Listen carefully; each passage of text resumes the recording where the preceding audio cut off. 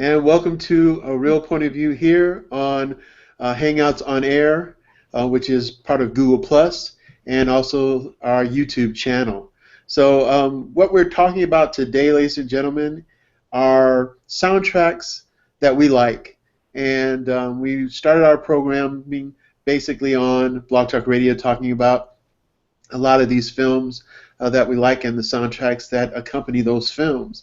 And we got into a really good conversation about, how the music sets the mood for the films, and also how we're reminded when we hear this music elsewhere about the different films that we've seen, and in some cases gets us back to seeing those films again, or in other cases just reminiscing about the wonderful music that we heard from a particular film. So also again joining me tonight are the movie maven, Ms. Karen D., and the must-see movie film critic here on the internet, Mr. Larry Domkowski, who seconds as a boxer, but we won't go into that because his record's not really big, really good. It's not even it's non-existent is what it is. It's all sizzle, no steak. Let's just put it that way.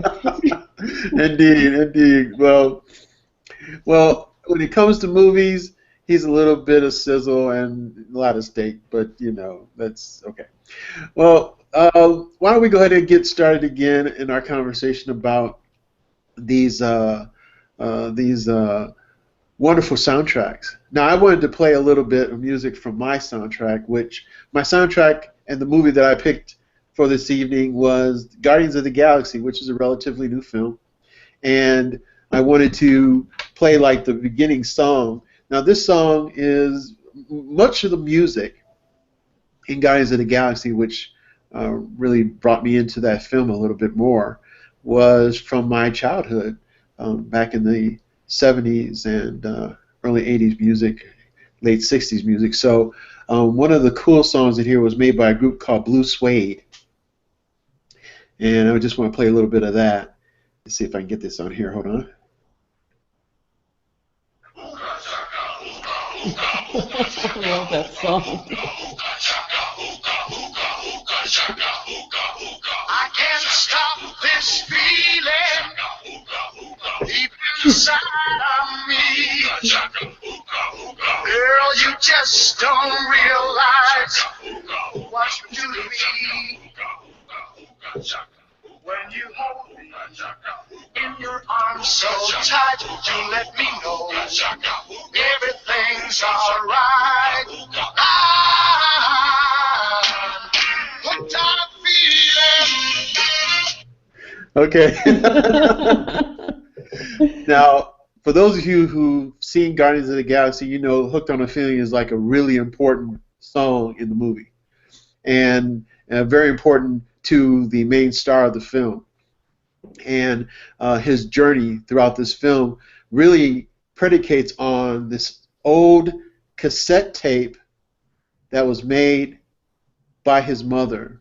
And this is what he remembers, and this is what he takes with him, because if you've seen the movie, there's something that happens with the family, and so this cassette tape becomes just paramount for the rest of his life. And if you watch this movie, you know that this literally, this soundtrack is so important to this character that a lot of crazy things happen. So I won't spoil the movie. I won't be a spoiler, but this is a wonderful soundtrack. Every time I listen to the different songs on here, I mean, it has a myriad mixture of classic rock, classic funk, classic soul, little pop music, early pop. I mean, this is a wonderful, wonderful soundtrack.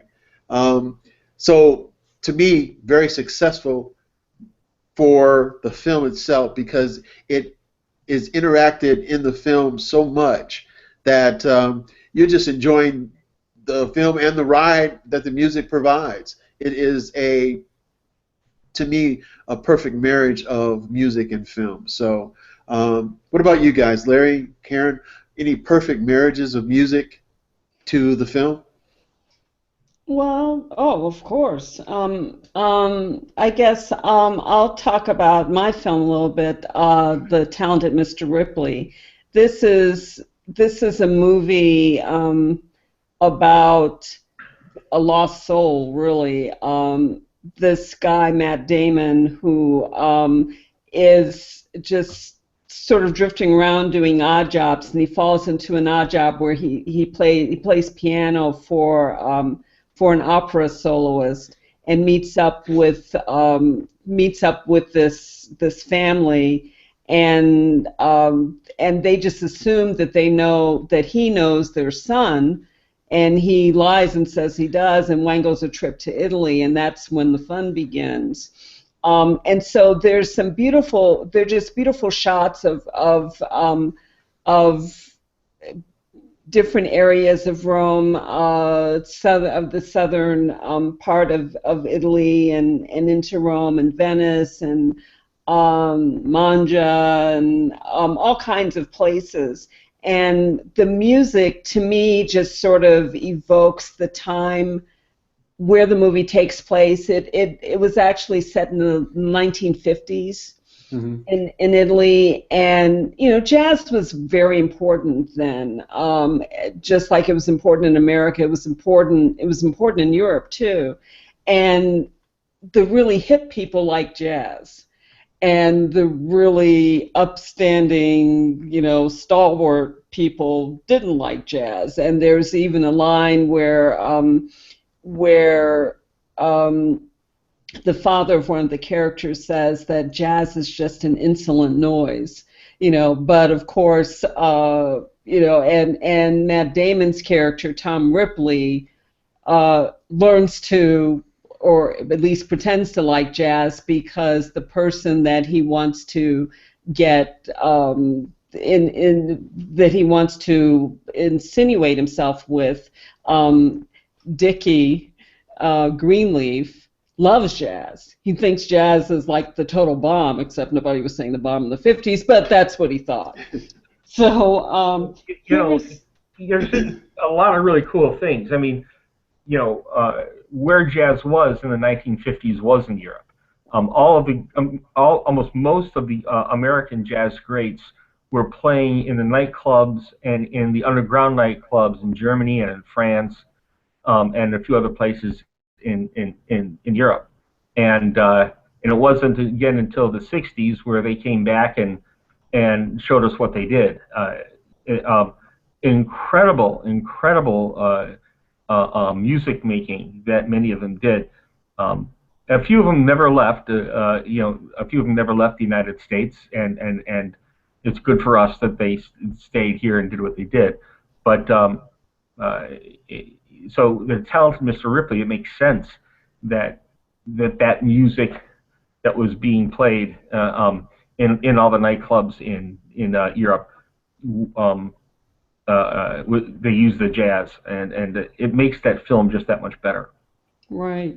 Well, let me see if I can. There are actually pieces of a couple of parts of the soundtracks I wanted to play now. Here's one song that was important in terms of Tom Ripley and Dickie Greenleaf sort of bonding. Let's see if I can set this up.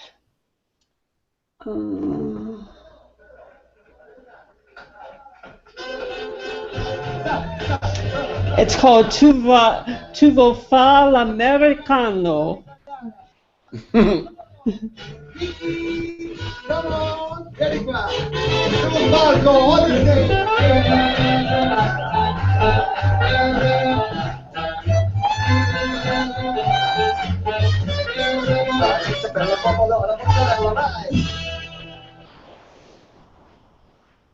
Morti da sole uno sta morendo.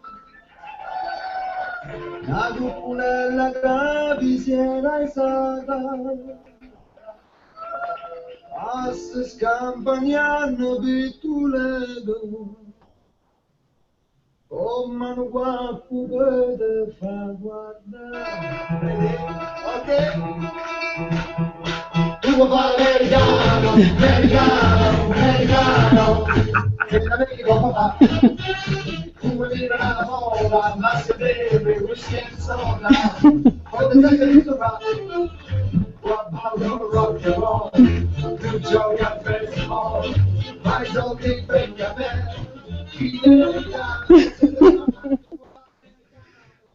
I wasn't dancing.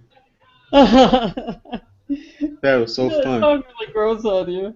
It That does. song That's grows cool. on you. So that was one, and let me see if I can find the other song. This stop. As I talk to my iPad. Okay. Let's see. And of course, I'm getting an error. You know, as you're doing that, I gotta say that there's a film. I totally forgot about this, and it's one of those magnificent food porn movies, The Big Night. Oh, right. Yeah. Good movie. The music in that film is just within minutes, literally within minutes after my wife and I saw this film, I went out and I found the soundtrack and I bought it. It's just that cool of a soundtrack, and it fits so well with the entire film, with traditional music right from Italy to American, Italian music, and everything in between. And it's such a delightful film, and just a beautiful soundtrack that fits this whole celebration of food and family. Yeah, it's a wonderful movie. I really enjoyed that movie. And like you said, the music was wonderful, and the food that you saw on the screen it was tantalizing. It was a really good film, really good music. I've got something. Karen, are you ready to play us? Yes, I am. I found the song that I wanted. This is a song from the Talented Mr. Ripley, a very haunting song. So the exact opposite of the jazz that is so much a part of so much a thread of the music. There's sort of these competing elements, and to me, it's sort of the competing elements. You have this sort of choral music, and then you have jazz, and to me they kind of symbolize the warring pieces of Matt Damon's character of Tom Ripley. You know, you've got this person who wants to be so good, and then you've got this person who wants to be so hip and so with it and devil may care or whatever. And you have these songs sort of going juxtaposed against each other in the film. Anyway, this is a really beautiful song that's part of the soundtrack by Sinead O'Connor.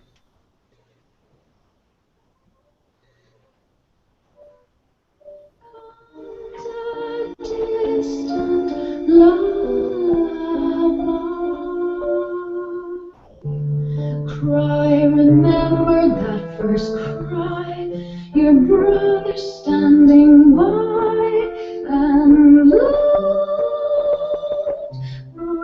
below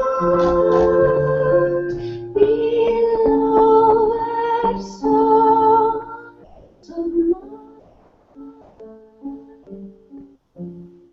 sing a lullaby.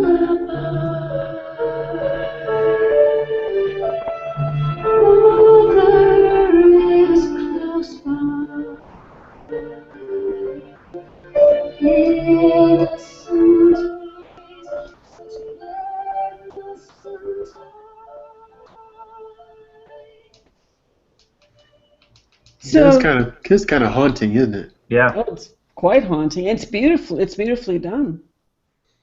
So I have one for you guys. Okay, Larry. All right, I'm going to play it, and let's see if you recognize it, okay?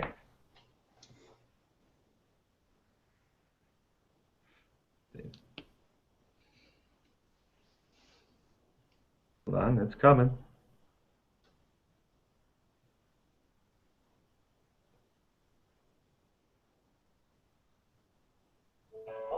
Hold on, I got a terrible commercial.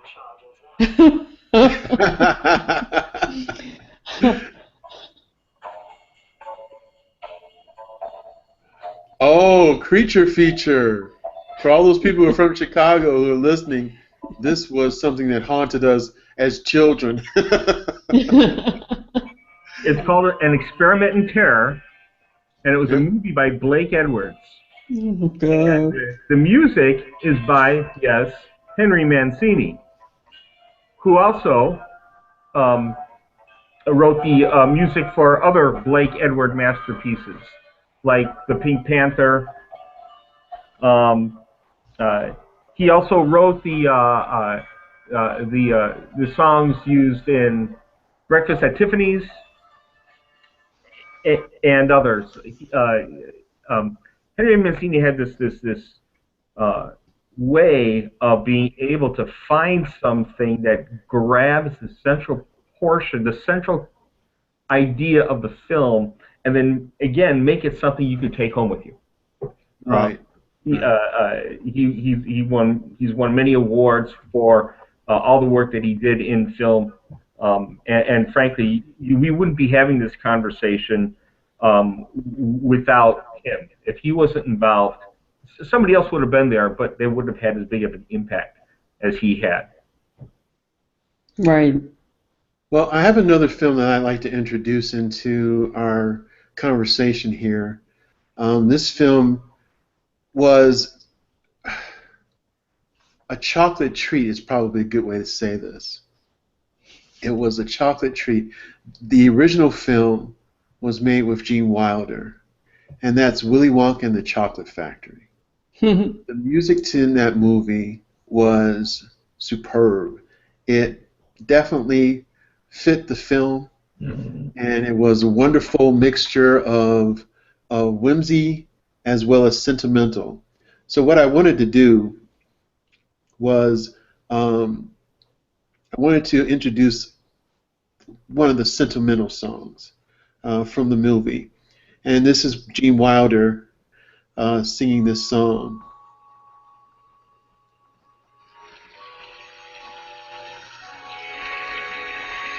And again, this is from Willy Wonka and the Chocolate Factory.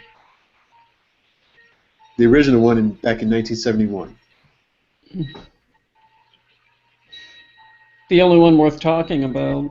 Correct. Hold your breath. Make a wish. Count to 3. Come with me, and you'll be in a world of pure imagination. Take a look, and you'll see into your imagination.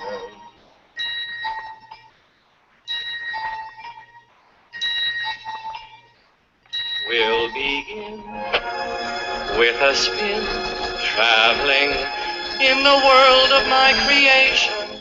What we'll see will defy explanation.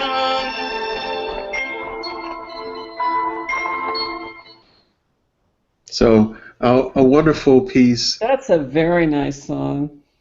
and I enjoyed the movie so much back then, and the music just added so much to the texture and the warmth of the film, and especially that song. That song is I've always loved that song.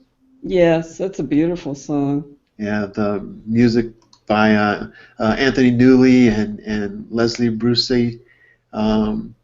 It just a myriad of wonderment in that whole soundtrack. It truly added to what was a colorful movie in any way. Pure imagination was what that film was all about. Yep. So true. So true. Well, I know I said this was a cliche, but I can't let a discussion about movie soundtracks go without bringing up The Sting. To me, The Sting was just, well, I'm sorry, I have to bring it up. It was so important. It was so important because it had reverberations far beyond the movie itself. Marvin Hamlish won an Oscar for his work on the soundtrack. Right. He did not compose most of the music. Most of the music was actually composed by Scott Joplin, and it was his it was his orchestration of Scott Joplin's work that literally brought Scott Joplin back from the dead into the front and center of American artistic life for a while anyway. And I remember when The Sting came out. It came out in 1973. And all this discussion about Scott Joplin and who was he, and Right. he invented ragtime, and what does that mean?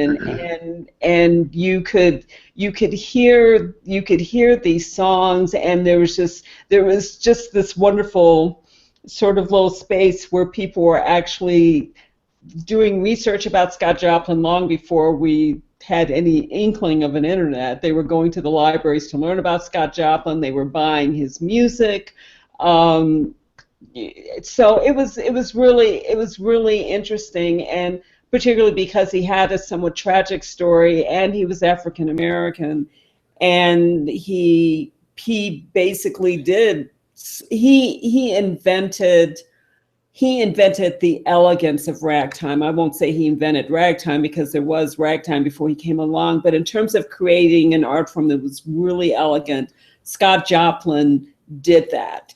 And so the fact that it was used in The Sting was really interesting from an historical standpoint, but it was also really cool the way in which this movie fit the times of the movie. The movie took place in the early 1920s, right around the time that this music would have been composed. And the way that the tempo, movies have a tempo, they have a rhythm, and the music can either help or hinder the rhythm, or can oppose the rhythm of the movie for certain certain artistic reasons. Yes, and in this particular instance, the songs chosen, the musical pieces chosen, fit the rhythm of The Sting perfectly. There was just, like I said, a perfect sort of march in sync between movie and movie plot, movie story, and movie song. One of the songs is a song that I love, and I actually did used to play this on the piano. So let me see if I can call that up for you. Okay.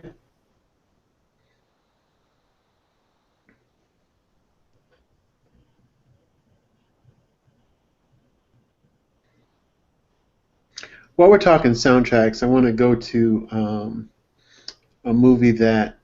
Oh, I'm sorry. Go ahead.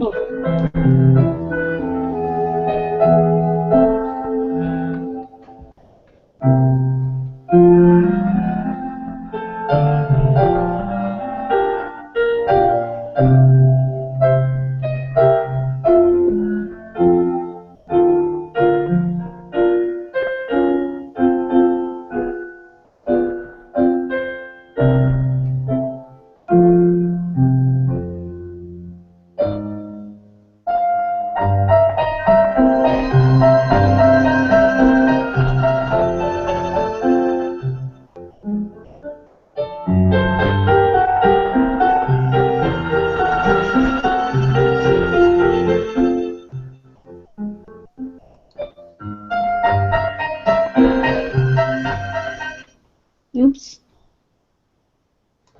So I was trying to fade that, and that didn't work. But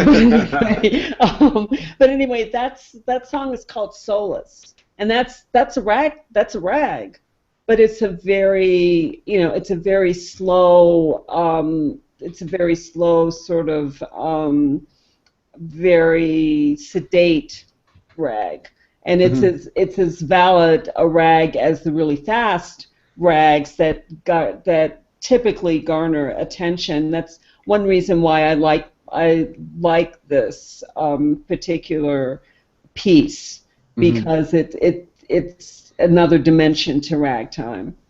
So anyway, so that's one that I wanted to mention. And I can bring up another one, but you said you wanted to say something, Greg? Yeah, I just wanted to throw this in here while we're waiting.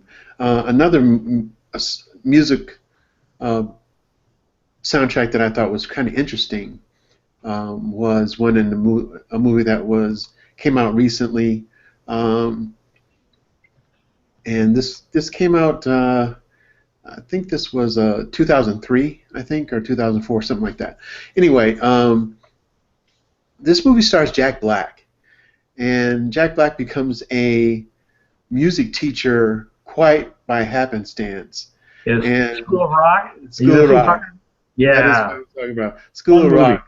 I mean, we're talking about music from just a lot of rock bands, but it goes in and out of genre. I mean, not genre, but in and out of decades of different musical groups like Cream and Led Zeppelin and the Black Keys, and one of my favorites, Stevie Nicks, who was with Fleetwood Mac, but did a lot of really cool stuff on her own. We've got the Doors, we've got the Who. I mean, it was just a myriad of wonderful, wonderful groups, and we've got this music throughout the essence of the film, but also he's introducing some of these types of songs to these little kids in this film. And it's a wonderful film, it's a fun film, and the soundtrack for that film is marvelous. I've got another one for you where the soundtrack was just incredible. And I'm going to play it for you here. Tell me if you can recognize it, all right? All right. Is it, now I can recognize this one in 2 notes. I don't know about you guys. But I may get a commercial again, so.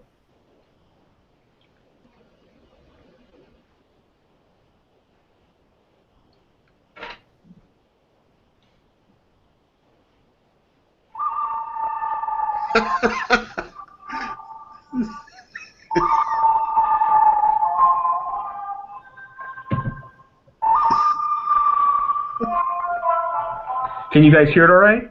Yeah. I was trying to think where I put my 6-shooter.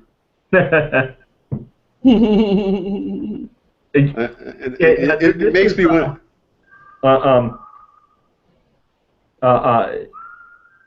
What's his name? Enrio Morricone. And the music that he did for this, all of it was just fantastic.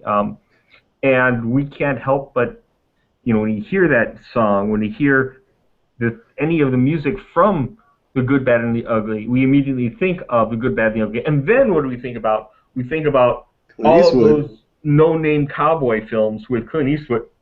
And suddenly we start thinking about,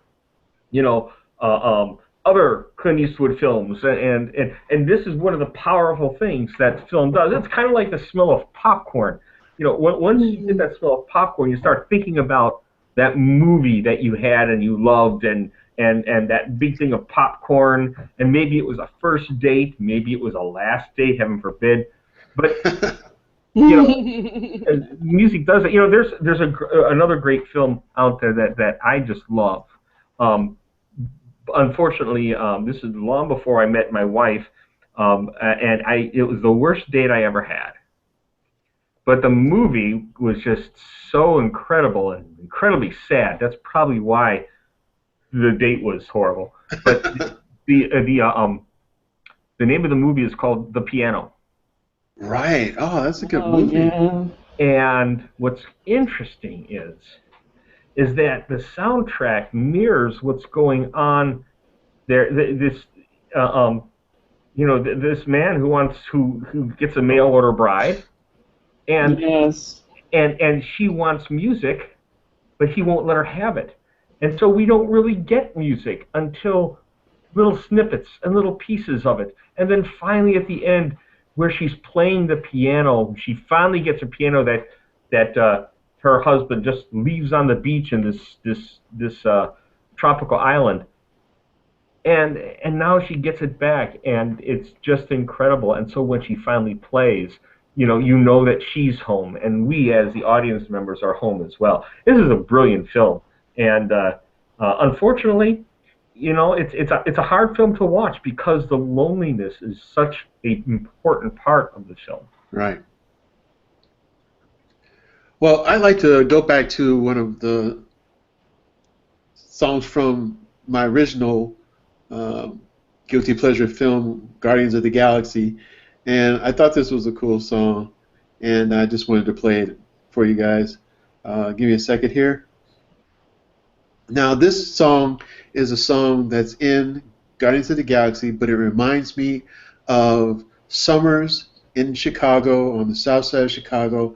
It reminds me of Block Club. And the Block Club, where they would take horses, wooden horses, and block off the streets and have Block Club parties. And this song reminded me of that. And so here goes.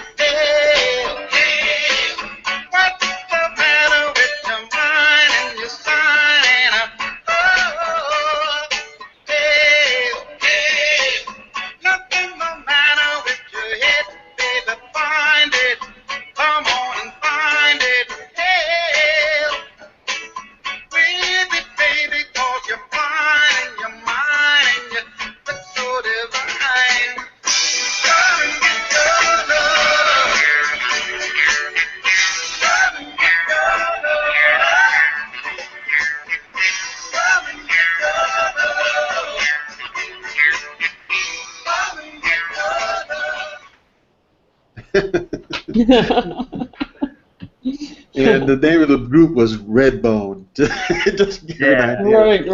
Right. But such cool music, and it reminds me of summertime in Chicago, on the south side of Chicago, and the block parties that we used to have, and when neighborhoods were really nice neighborhoods, and people in the neighborhood came together in conversation and came together to just have fun and act silly and share recipes and barbecue and hot dogs. I mean, it was very much as close to the white picket fence ideology as you can get, the village raising the child ideology. Things sadly we don't see anymore. Okay, well here's another one for you. So tell me if you can recognize this movie.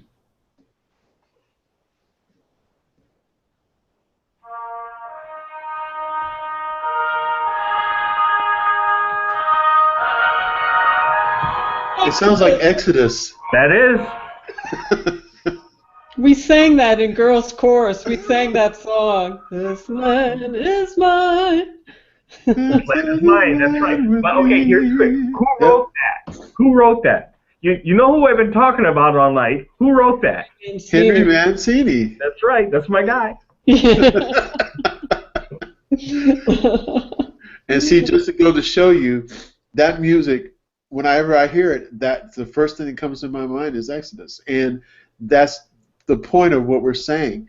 The music itself is so ingrained in you from the film that just little bits of it remind you of the film. So already I went back to Rome just that quickly in my mind because of the song. And right back to that film again. And now I'm thinking, hey, maybe I should watch that again, because this was one of those films that wasn't like a lot of other films. This was an epic. It was epic. It was epic. And this is one of those films that would be wonderful on a huge screen in the theater, which it was when it first initially came out. Yeah, in that era of film, you had a lot of these epics, whether it was Exodus or it was the Ten Commandments or Ben-Hur. Ben-Hur or Lawrence of Arabia. Oh, And the you soundtrack to Ben-Hur was amazing. isn't Yeah. it really? It's incredible. Oh, just amazing. Ben-Hur, way back when, it came out in what, 60 what? No, 50. 50, yeah. 59, I think. I think it was 59. It definitely wasn't a 60s movie. So we're looking it up, ladies It was and either gentlemen. 59 or 55. Yeah, this is 59. What do I get? What do I get since I You get it. You know what? knew You get that? a gold star. You get a gold star. Okay, I need more than that. Tell you what, Greg, can we make sure that she gets a gold star on the Screen Splash? Well, okay. You know, We'll give her a gold star. and the music in all of these films were just so incredible. And then years later, I mean decades later, we have these other big films that come out and win some Academy Awards, blah blah blah. But like Braveheart and The Last of the Mohicans with Daniel Day-Lewis and now these movies are missing a lot. They're missing that type of grandeur that the movies from the era before did. I think they were too much influenced by another movie with a great soundtrack, The Mission, and maybe too influenced in some ways by our culture that we don't want to have movies like this. Like those movies back then. But then again, we have movies like Star Wars that give us that grand thing again. It's so big you can't have it in the desert. You have to use outer space, for crying out loud. Right. But you have an important thing going on here because music and movies and art, it changes, it grows, it develops, and it precedes us and it follows us at the same time. It goes where we haven't been yet, and it also takes us with them, and at the same time it reminds us of where we have been, and it takes that with us as well. Art's a marvelous thing, and one of the things that the 20th century did was it brought art to the masses. Prior to the 20th century, art was for those people. Right. Art was for, and if just because you had a piano at home didn't mean you were an artist, it meant that you played songs. And that's important. Yes, that's art as well. But suddenly we get this thing called the radio, and we get recording, and we have movies, and then television. And what's happening now? We have allowed these mediums to give us something we had never had before as a culture, as an individual, and as a culture, as a society, as a neighborhood. And now it's not just I'm going to get to Paris maybe someday and see the Mona Lisa. Oh no, everybody's going to see this movie. Everybody's going to hear this song, and it grows us, and we become better, I think, for it. So it's this technology that has given us the ability to have movies and have these recordings, and then it takes a few masters out there to take these sounds, this music, and take these pictures and to put them together, and it makes and when they do it right, because I've seen it when they have not done it right. Right. But when they do it right, it's something more. It's the greater the whole is far better than the sum of its parts. Right. I agree. I totally agree. Now I want to throw another movie out there that's a modern movie, and music plays a humongous part in this film. I know you were talking about musicals earlier, Larry, but this is a little different. Although music is huge in this film, more on a dancing side than dance and or song, like most musicals are, like the wonderful musicals like West Side Story or South Pacific in Oklahoma. This was a movie that if this person wasn't on your radar, it kind of put this person on your radar. And this is a movie. I'm just going to name the actor. I wonder if you guys can tell me what the name of the movie is. Kevin Bacon. Footloose. Yes. Footloose. I get 2 gold stars on my lower third. That was a fun movie. I love that. I love the song Footloose. I listen to it all the time.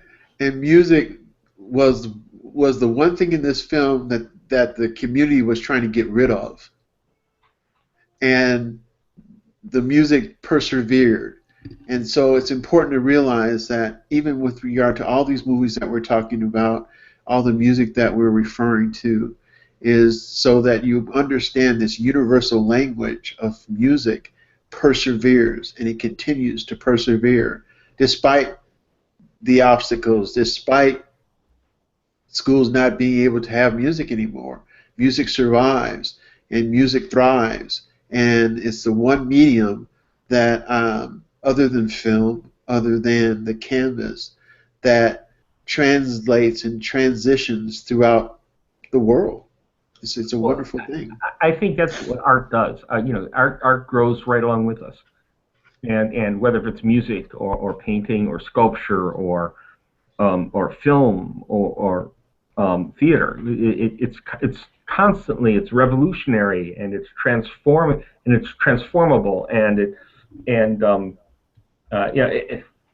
okay, I studied in the arts. Okay, so I'm you know who I am now. But it's a sad statement when schools, this thing is so readily available to us now, and now with the internet even more so, and we've now taken this out of the curriculums in school, and that's a sad thing. It is. Sad thing, because now I don't that student, that child, he's 11, 12 years old or whatever, he's left to his own devices with his with his tablet at home, and who knows what they're watching, rather than being given an idea on how to watch things and how to explore things in a way that I can really grow from it, and not just what's the next video game that's out. I don't want to cut down video games, because that's also an art form, whether we like it or not, or have come to agree to that yet. That's also very much an art form, and not just an entertainment venue. And some of these video games are stellar. They are incredible. And remember, music plays a big part in them as well. Music plays. I was getting ready to say just that. Absolutely, absolutely. So again, we're starting to come full circle here, because now, whereas art was only for a certain few people over there, it became something for everybody, and now it's not just, we're not just experiencing it, now we're taking a part in it, and this is, whoa, wait a second here. Again, we I used that word a moment ago. It's revolutionary, and I think that for art to be significant, it needs to stay revolutionary. Yeah, that's true. Let me jump in here with another title. See if you can figure out. This is like one of those like seminal sorts of themes, I think. So let me see if you. I think you'll recognize it.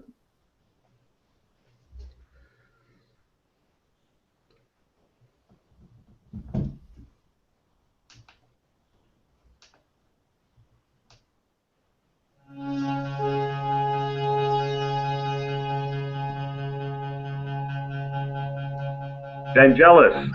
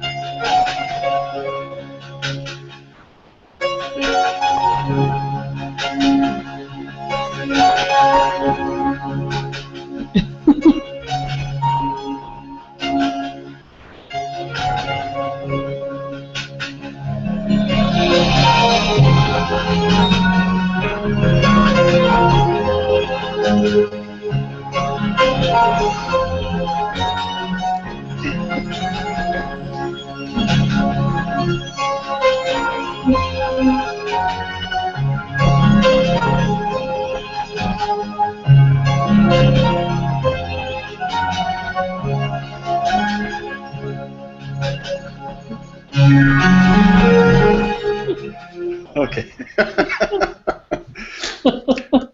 And you know, it's funny. It was a good movie. It was a really good movie, Chariots of Fire. And might I mention that this is another movie, another sleeper movie. I went to the movies to see this, and I also correctly predicted that this movie would win the Academy Award, and it did. And, you know, Your best I was picture. the same way. I went to the movie theaters because somebody said, "Oh, Larry, you got to see this movie. It's about runners."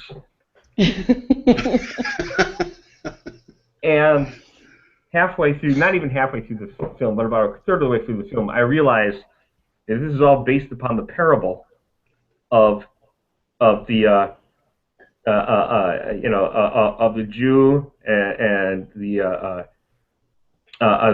two Jews and the Gentile. And in this case, you have a Christian, a Jew, and a Gentile, and each of them is judged by what they have. And in that judgment, they each are given what they deserve, which is ultimately, you know, their medals. It's a marvelous, even with little, who makes it very religious, you know, but the whole film is about that. It's about our beliefs in ourselves and our abilities, and yet at the same time our struggle to follow that belief, you know, and to be true to that belief. And it's incredible. Wonderful film, wonderful choice, Karen, wonderful choice. But, you know, whenever somebody, and I did this just now, whenever somebody plays that theme song, I have to do this one. Uh-oh.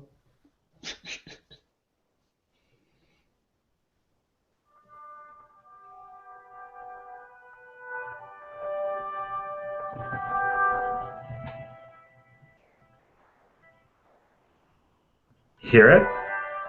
Not real well.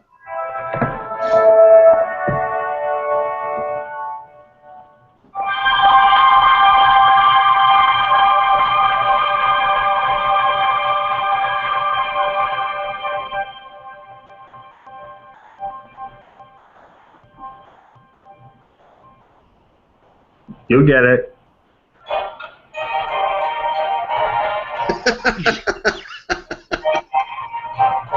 What a setup. That is a setup. Do you know what the soundtrack this is? I want to say Luke Garrett, baseball. The Yankees? I was just throwing it out there. No, The Natural. Oh my God, with Robert Redford. Wait, why do you have to play the "Take Me Out to the Ball Game" from The Natural whenever you hear? Actually, Take Me Out to the Ball Game is intertwined as a major theme throughout all the film, throughout all the music. Yeah, but what does that have to do with Chariots of Fire? Well, it just so happened that I saw those two movies on the same weekend. So. Okay, there's a correlation right there. Totally missing the connection here. Why do you have to do that? That sounds like a personal problem. And it is. Yeah, no, it's funny. Right, you get another gold star. I But I got to tell you, Randy Newman did that soundtrack, and you know, he's gone on to do other fantastic soundtracks with the Pixar films, and has done a great job. But, and the Monk TV series. Yeah. So, but that film really has a fantastic soundtrack, and it takes us into this fantasy world of this world of what happens when we need a hero to save us, and the hero comes from nowhere, and ultimately saves the day by what? By being a hero. It's a wonderful film, and in some ways, even though it's a much shorter film, it's a very epic film. even though it takes place in the confines of like Wrigley Field and a few other ballparks around the country. But I enjoyed that film fantastically, and the soundtrack as well. There's another film that I don't have the soundtrack for it right now, but that I really like the soundtrack, and that was Cat People. Okay. You remember that? I remember the movie. I didn't see it though. The soundtrack, Danger soundtrack World. to that is incredible. Okay, I'll have to take your word for it right now and maybe watch it some other time. No, you don't have to take my word for it. Watch the movie. That's what I did. I said I'll watch it some other time. I have to take your word for it right now because you're presenting it. Because you're presenting it right now. I have to take your word for it now. You know, I was going back to The Natural real quick for just a moment. I was gonna say it's an interesting film. I really like the film. I like Robert Redford. I'm not a humongous fan, but I like Robert Redford, and I really liked him in that film. But this is one of those films where lightning struck twice, didn't it, Larry? Oh, it did. It did. It did. Yes, it did. Very good. And you know. You gotta watch the movie. But one of my favorite. I've seen the movie. One of my I favorite. don't know what you're talking about. One of my favorite parts of that movie is after the bat breaks, and little Billy picks up his bat and gives that to Robert Redford's character, and it's just like wow, because of how the film builds that up into the story. Right. You know, and the film does it in several different avenues, and then when Billy picks up that bat and gives it to Robert Redford, it's like it reminds you of the whole film at that moment. You know, of everything that the film did to bring you to that moment right there. And that's good storytelling. It reminds us of all the important parts that brought us to that moment at that time. Yes, Mr. Hobbs and that bat. Yes. Wonder Boy. Mm-hmm. Love that movie. That's a great movie. So soundtracks, we have to admit it. We have to say that soundtracks really make some movies, and in some cases make some movies better, but in some cases it makes the movie. Yeah. It's a very cool thing, and we also have to take into consideration and give ups again to Henry Mancini for many decades of wonderment for us in watching films and making those films better. Henry Mancini, thumbs up. That's right. See if you can guess what movie this piece comes from.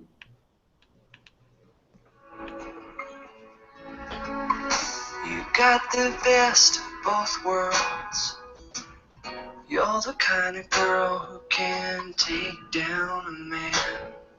Can you hear it? Yes. You are strong, but right now it doesn't matter because I have no idea what this is.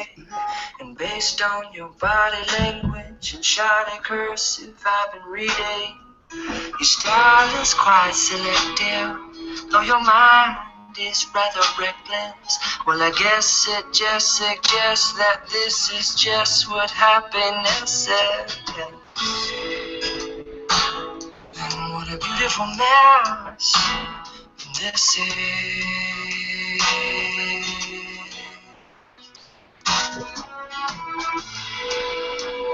It's like we're picking up trash in dresses.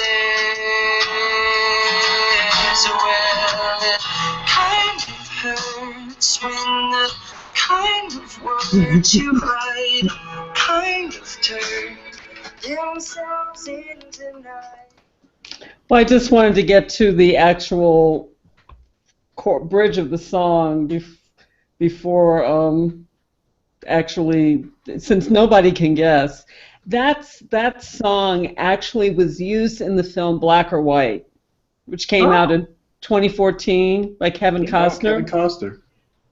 The Kevin Costner film wasn't by Kevin Costner, but the Kevin Costner film Black or White. But the song is actually from the song was written by Jason Mraz, and it was not written for the movie at all. The song actually had come out before the movie. This song had come out before the movie did.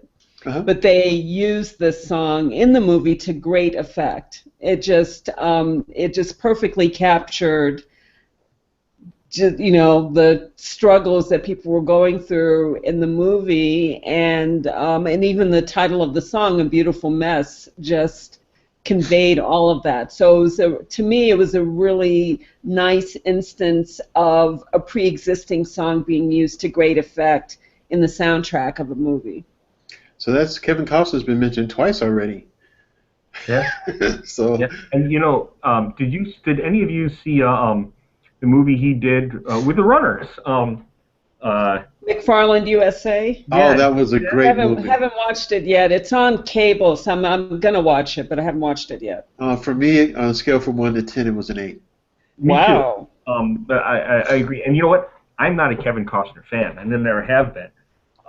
But this movie, and lately, I'd say in the last 5-6 years, I've really enjoyed the movies that he's put out, and I'm finding myself liking this older, wiser Kevin Costner rather than this guy who is trying to make a Hollywood star movie and put himself in the middle of it.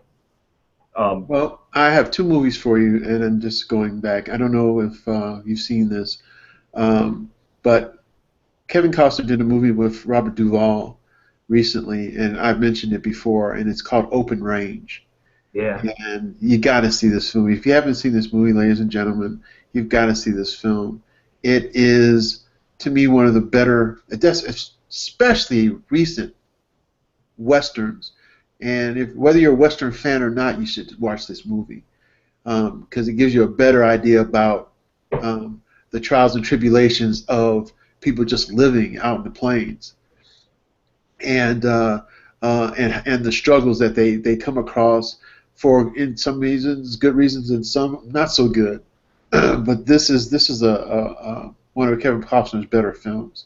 A lot of people like Dancing with Wolves, and I like the Dancing with Wolves, but I still think this is a better film in the sense of the characters and us understanding the characters and what they've got to go through just to survive and just to avenge their fellows.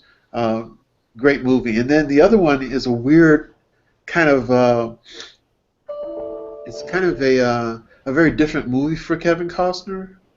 And it's not that the movie's just a great movie, but it's a very interesting movie because Kevin Costner really goes away from the hero motif, like you were saying, Larry. And it's called Mr. Brooks. Yeah. Oh, I haven't seen that movie. I know that movie. That movie really was.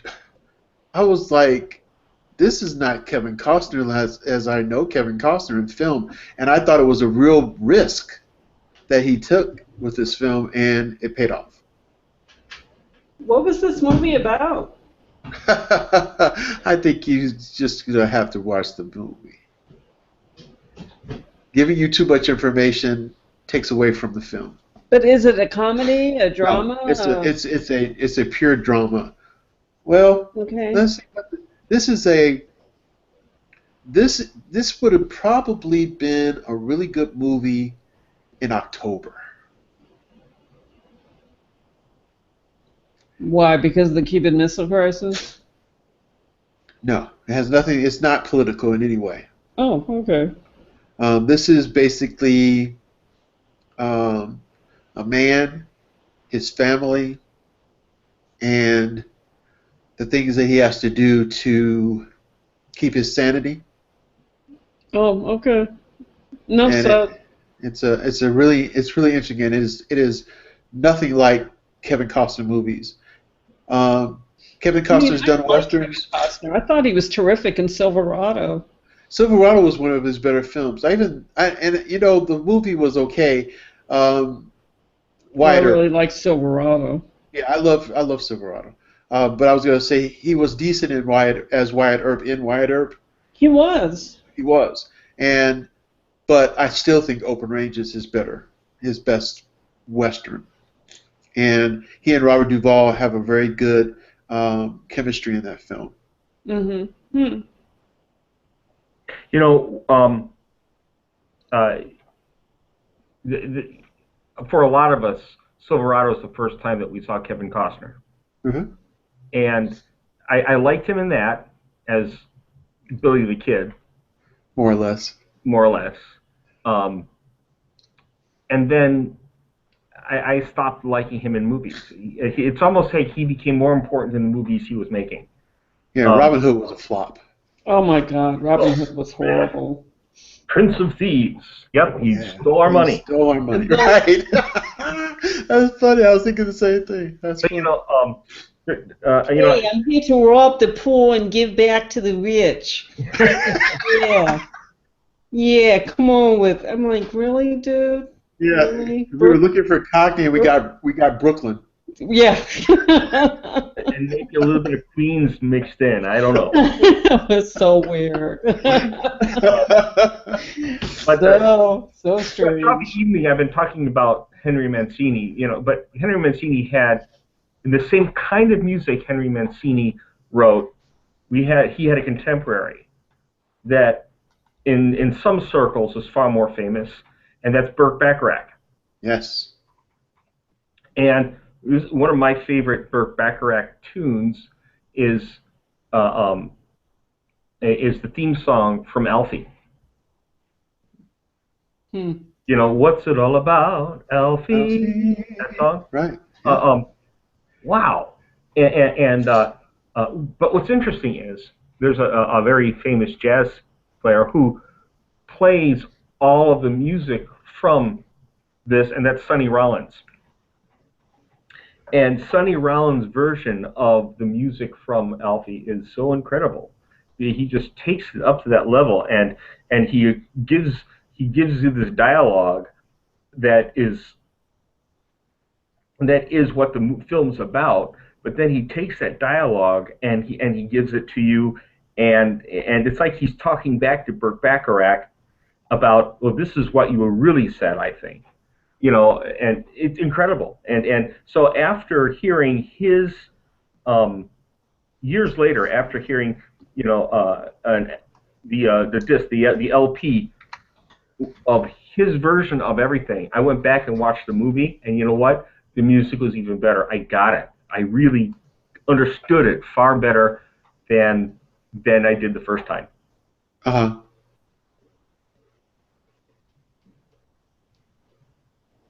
Now, I have one last movie that I wanted to just throw out there. I'm a real big Sidney Poitier fan. And one of the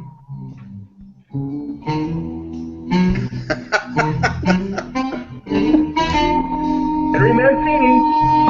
How can you talk about Henry Mancini all night and not mention the Pink Panther? I did actually, but you weren't listening to me. You never listened. Right. How could you mention that and not listen to you? That's a good one.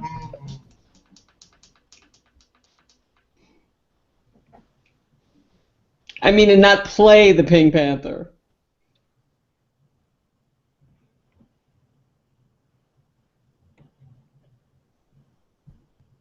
Hold on a second here.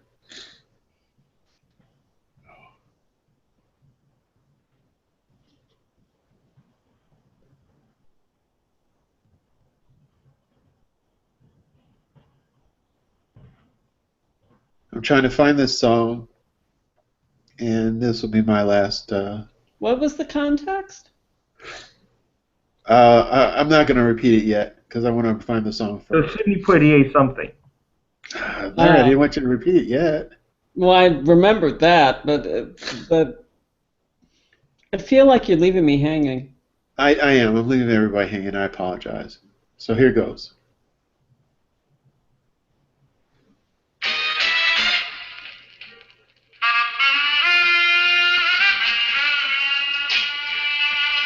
Oh, in the heat of the night. All right. I got troubles, wall to wall. about this film is that between Poitier and Steiger, these two powerful actors, and each commanding the screen, each commanding the camera, and how they were directed gives us a subtext of the racial dialogue that was going on in those years. And yet at the same time, the two found the higher ground, not the least common denominator, but a higher ground to make things work for both of them. And they both walked away growing from it. And it's such a cool film. And what's sad is that today, a lot of people watching this, they don't get it.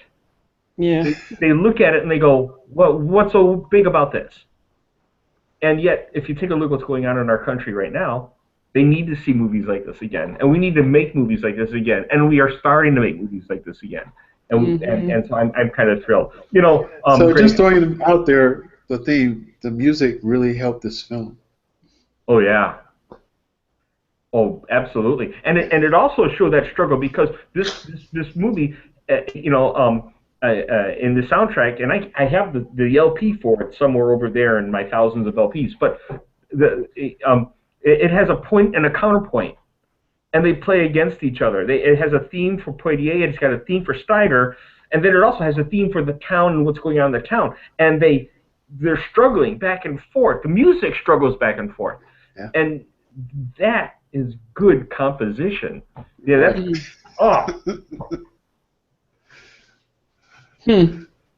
Awesome. Well, ladies and gentlemen, we'd like to say thank you so much for indulging us. Thank you for listening, and we hope that you take another look at some of the films that you're watching and listen to the music closely and see how the music actually helps the film tell its story. One thing about music, it tells a story all the time. One thing about films, it tells a story. And together, the unity of the two give you a better understanding of what's going on in the film, and sometimes a better understanding of what's going on with us as people. Yes. Amen. Well, thanks for listening to us here on A Real Point of View on our YouTube channel. We hope that you listen to some of our archives. We have some interesting things to say about some film. And we want to thank you again for listening in. Take care. Don't forget our Twitter handles, Greg. Oh, I'm sorry. Why don't you guys tell everybody what your Twitter handles are? Why don't you start first, Karen? Okay, well, if you have, comments or questions about any of our content, you can certainly hit me up at KD Movie Maven on Twitter, and I'll try not to hit back. And as for me, you can find me at Real Movie Guy on Twitter with questions, comments, suggestions on future episodes. And right now, I'm at Larry Domkowski on Twitter. I'm also on Facebook at Must See Movies, and watch movies. Yes, indeed. Let us know what you like, please. Let us know what you like, and maybe we'll talk about it, and maybe we'll even say something that you like. And our link also, Real Point of View, is also on Facebook, and The Real Movie Guy is also a blog on Facebook as well. So any of these different formats, you can leave comments and questions, and you can also leave any other thoughts that you have. We appreciate everything, you guys. So do yourselves a favor, watch a movie, listen to some really good soundtracks. Take care, everybody.